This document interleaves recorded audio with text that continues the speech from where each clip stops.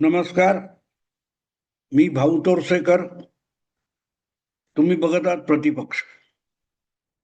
मित्रांनो, 5 विधानसभांच्या ज्या निवडणुका चालू आहेत त्यापैकी आसाम आणि केरळ या 2 राज्यांच्या निवडणुकाचं मतदान संपून गेलेलं आहे. आणि मला वाटते पुद्दुचेरी या केंद्रशासित प्रदेशाचं देखील मतदान संपून गेलेलं आहे. त्यामुळे बंगाल आणि तामिळनाडू या 2 राज्यांचं मतदान बाकी आहे.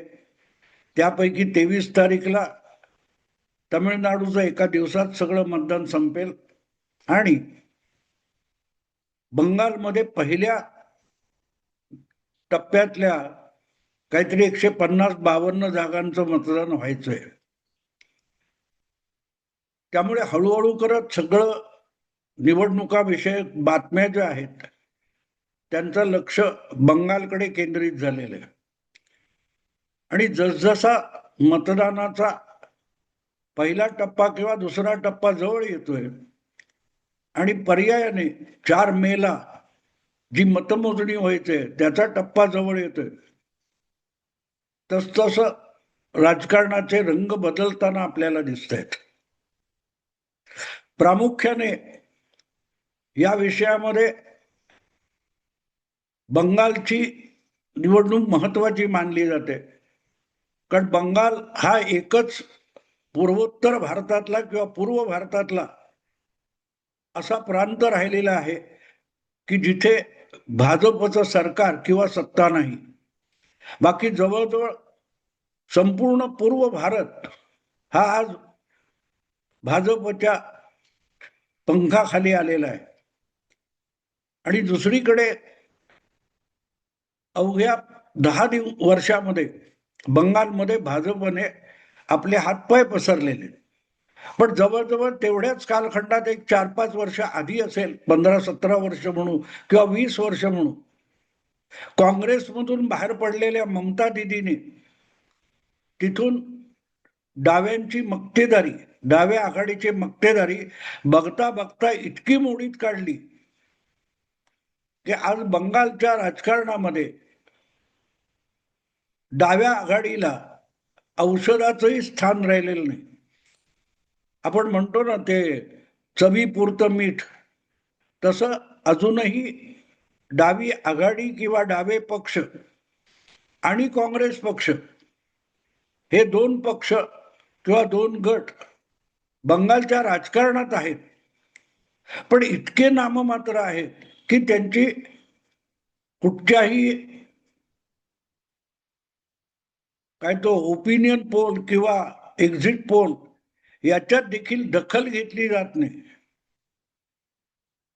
कारण गेल्या साधारणतः 7-8 वर्षामध्ये भाजपने इतकी मुसंडी मारलेली आहे 2019च्या लोकसभा निवडणुकीनंतर की भाजप हा बघता बघता बंगालचा 2 नंबरचा पक्ष झाला. आणि 5 वर्षापूर्वी विधानसभा निवडणुकीत भाजपने थेट सत्तेला गवसणी घालण्यापर्यंत झेप घेतली होती. पण थोडक्यात ममता दिदी बचावल्या.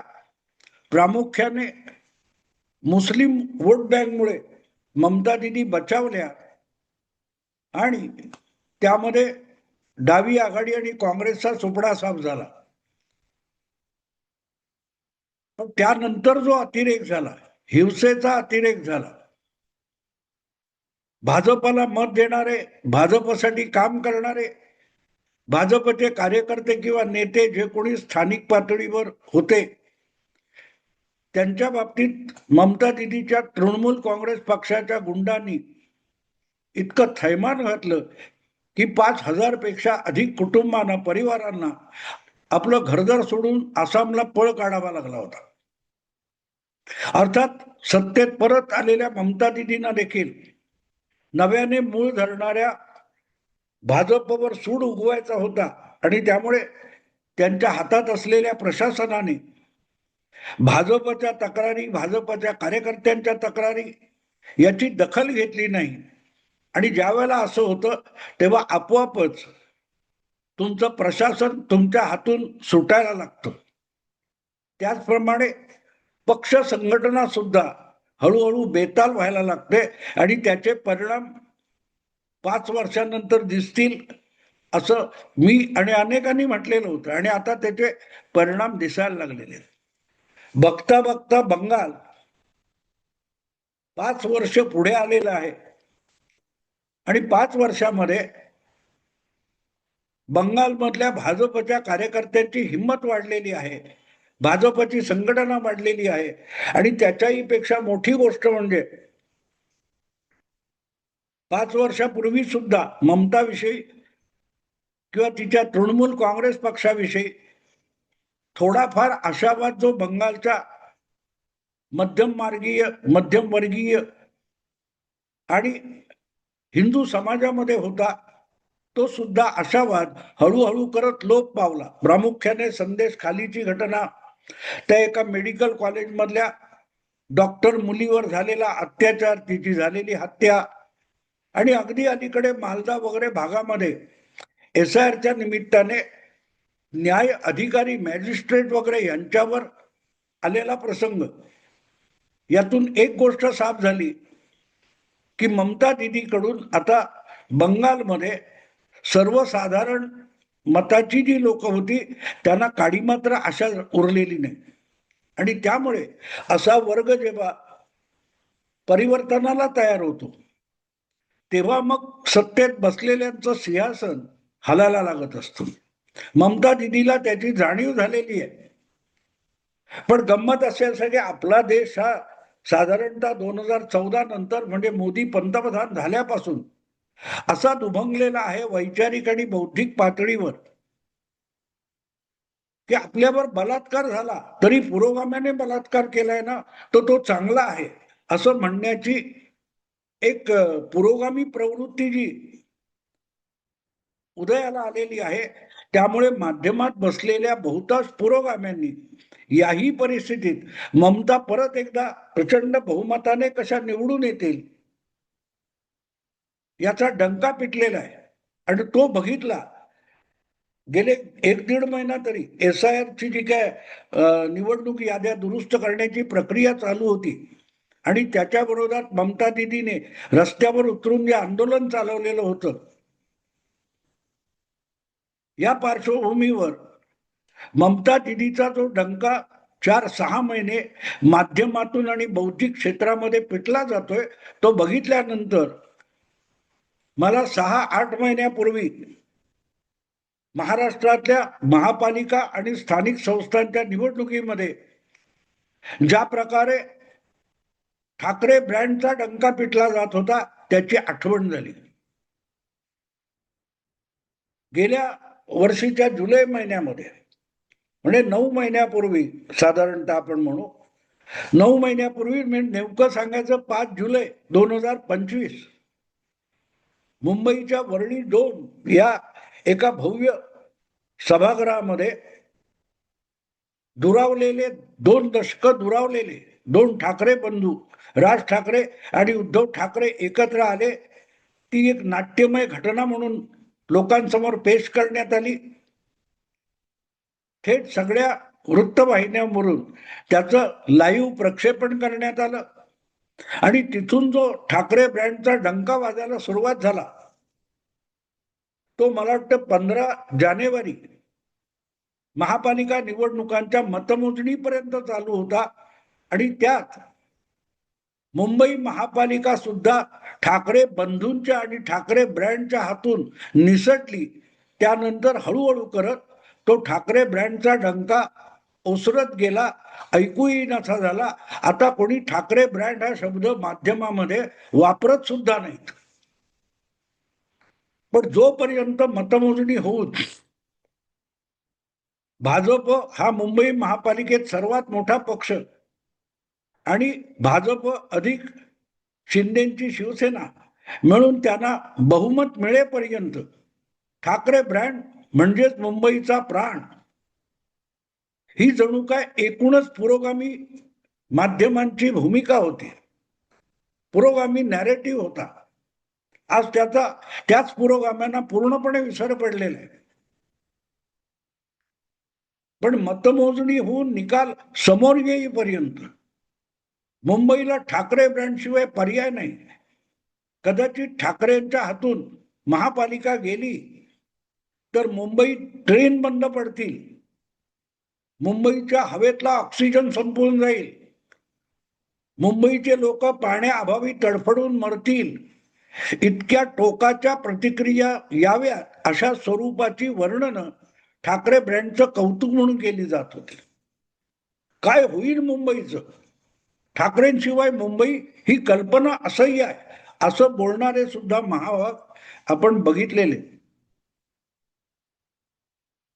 पण 1985 मध्ये ठाकरे यांच्या हाती पहिल्यांदा एक हाती महापालिकेची सत्ता येण्यापूर्वी मुंबई होती का?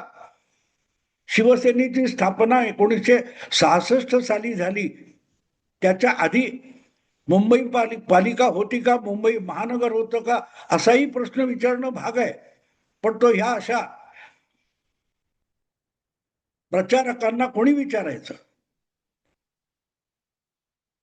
आणि म्हणूनच मग ठाकरेंशिवाय मुंबई असू शकत नाही हे बोलणारे होते. आज ते विसरून गेलेत की ठाकरे पराभूत झालेत, महापालिका ठाकरेंच्या हातून गेलीय. तसंच ती मानसिकता असलेले जे पत्रकार असतात, जे विश्लेषक असतात, ते जगाच्या पाठीवर सगळ्या देशांमध्ये, सगळ्या समाजामध्ये आढळतात.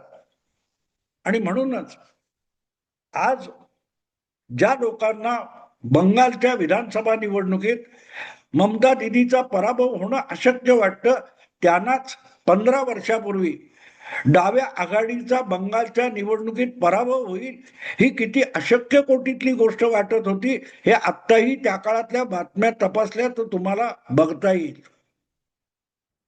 1977 पासून आणीबाणी उठल्यानंतर झालेल्या निवडणुकीपासून 2011 पर्यंत सतत आणि सलग 4 डाव्या पक्षांची आघाडी, जिला डावी आघाडी, लेफ्ट फ्रंट म्हटलं जायचं, ती बंगालमध्ये 34 वर्ष सत्तेत होती. आणि अशा पद्धतीत सत्तेत होती की त्यांच्या विरुद्ध लढायची हिंमत कोणी दाखवत नव्हता. डावी आघाडी 77 मध्ये सत्तेत येईपर्यंत बंगालमध्ये काँग्रेसचे मुख्यमंत्री होते, मला वाटतं सिद्धार्थ शंकर राय नावाचे मुख्यमंत्री होते, आणि त्यांना हरवणं अशक्य वाटत होतं. पण आणीबाणी नंतरच्या काळात त्यांचा पराभव झाला आणि ज्योती बसू जे मुख्यमंत्री झाले ते जवळजवळ 25-27 वर्ष मुख्यमंत्री होते. आणि पुढल्या काळात लोकसभा, विधानसभा, स्थानिक निवडणुका अशा प्रकारे डावी आघाडी जिंकत होती की डाव्या आघाडीला आता बंगालमधून हटवणं केवळ अशक्य आहे असं म्हटलं जात होतं. अगदी काल परवा म्हणजे 2014च्या लोकसभा निवडणुकीत भाजपने नरेंद्र मोदींना पंतप्रधान पदाचा उमेदवार केला, तेव्हा हा प्रश्न विचारला जात होता, पूर्व भारतात भाजपचं काय आहे, आसाम, बंगाल भाजपचं काय आहे, ओडिशा भाजपचं काय आहे. आणि म्हणूनच 2011 मध्ये विधानसभा निवडणुकांमध्ये 15 वर्षापूर्वी ममता दिदी डाव्या आघाडीचा पराभव करतील आणि डाव्या आघाडीचे मुख्यमंत्री त्यांच्या स्वतःच्या विधानसभा मतदारसंघात पराभूत होतील, बुद्धदेव भट्टाचार्य, हे पण कोणाला वाटत नव्हतं, पण झालं. पण असा प्रसंग जेव्हा येतो, अशी पाडी जेव्हा येते, अशा प्रकारची सुनामी किंवा एक लाट येते, त्या लाटेमध्ये सगळे नॅरेटिव्ह उद्ध्वस्त होईपर्यंत ते अशक्य कसं आहे हे बोलणाऱ्या लोकांची गर्दी कमी नसते मित्रांनो. आणि म्हणून मी महापालिकेचं, मुंबईचं उदाहरण दिलं. ठाकरे बंधूंनी 29 पैकी फक्त मुंबई महापालिकेत लक्ष केंद्रित केलं होतं आणि तरीही ते पराभूत झाले. आज ममता दिदीची अवस्था नेमकी तशी आहे. बाकीचा बंगाल सोडून द्या, ते काय मालदा, मुर्शिदाबाद, मुस्लिम 30% वगैरे सगळं बाजूला ठेवा. ममता दिदींचं जिथे वास्तव्य आहे, त्यांचं वडिलार्जित घर, निवासस्थान आहे भवानीपूर, त्या मतदारसंघात सुद्धा ममता दिदी हरण्याची शक्यता काही लोक व्यक्त करायला लागलेले आहेत. पण तरीही स्वतःला राजकीय विश्लेषक म्हणवणारे ममता दिदीची सत्ता जाणं अशक्य आहे हा आपला ठेका सोडायला तयार नाहीत. आणि म्हणून मला ज्या ज्या बातम्या येत आहेत त्या मी समजून घेण्याचा, त्याचं विश्लेषण करायचा प्रयत्न करतोय. तेव्हा माझ्या लक्षात एक गोष्ट यायला लागली की ममता दिदीचा पराभव हा मुंबईच्या ठाकरे ब्रँड प्रमाणे होणार आहे. जी गोष्ट मुंबईमध्ये आपण किंवा महाराष्ट्राच्या स्थानिक निवडणुकांमध्ये ठाकरे ब्रँडची बघितली, एक परभणीमध्ये शिवसेना उबाठाचा महापौर होऊ शकला आणि तो सुद्धा मुस्लिम करावा लागला. आणि मुंबईत तर हरुण खान नावाचा मुस्लिम महापौर शिवसेना देईल असा धाक भाजप घालत होता. आज बंगालची अवस्था मला नेमकी तशी वाटते. ठाकरे ब्रँड हा बघता बघता पत्त्याच्या बंगल्यासारखा कोसळला. तसंच आपल्याला 4 मेला 5 विधानसभांच्या निवडणुकांची मतमोजणी होईल तेव्हा बघावं लागणार आहे. याविषयी माझ्या मनात शंका नाही, कारण मी जे काय बंगालच्या निवडणुकीविषयी माझं असेसमेंट केलेलं आहे, अंदाज बांधलेला आहे, त्याच्यात ममता दिदी हरणार हे तर मी गेले 2 महिने सांगतोय. तृणमूल काँग्रेस बंगालच्या विधानसभा निवडणुकीत पराभूत होणार हे मी गेले 2 महिने सांगतोय. तो माझा अंदाज नवा नाही. माझा नवा अंदाज असा आहे की ममता दिदी भवानीपूर या आपल्या राहत्या घराच्या मतदारसंघामध्ये पराभूत होतील. आणि त्यापेक्षाही मोठी गोष्ट, ममता दिदीच्या पक्षाला बंगाल विधानसभेमध्ये 100 सुद्धा जागा मिळणार नाहीत. हे ज्यांना अशक्य वाटतं त्यांनी सत्तेत बसलेल्या आणि 200हून अधिक आमदार असलेल्या 2011च्या डाव्या आघाडीच्या मुख्यमंत्र्यांची अवस्था आणि विधानसभेतली तेव्हाची डाव्या आघाडीची संख्या बघावी. डावी आघाडी सुद्धा 200 पेक्षा अधिक आमदार घेऊन सत्तेत बसलेली होती आणि तरीही पराभूत झाली. मुख्यमंत्री सुद्धा पराभूत झाला. मुंबईत ठाकरे ब्रँड आणि बंगालमध्ये ममता ब्रँड हे एकाच मार्गाने वाटचाल करतायत असा माझा अंदाज आहे. 4 मेला जेव्हा मतमोजणी संपेल किंवा बहुतांशी पूर्ण झालेली असेल तेव्हा चित्र तुमच्या समोर स्पष्ट होईल. मी आता थांबतो. आवडलं लाईक करा, शेअर करा आणि प्रतिपक्षाला सबस्क्राईब करा. नमस्कार.